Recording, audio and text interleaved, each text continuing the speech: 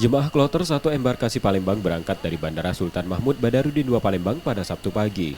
Kloter ini terdiri dari 354 jemaah bersama 5 petugas pendamping.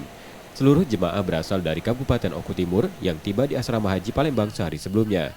Penerbangan menggunakan maskapai Saudi Airlines dengan pesawat Airbus A330-300.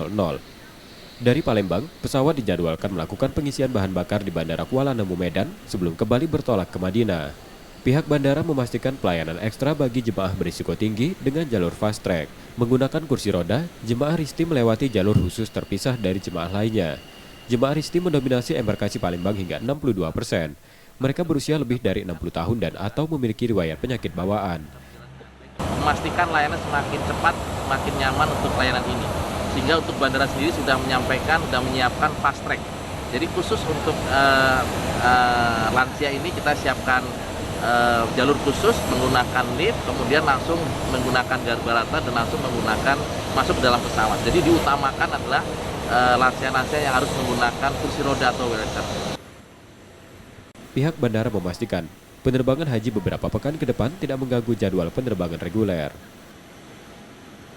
M. Rizky Nurmizan, Kompas TV, Palembang, Sumatera Selatan.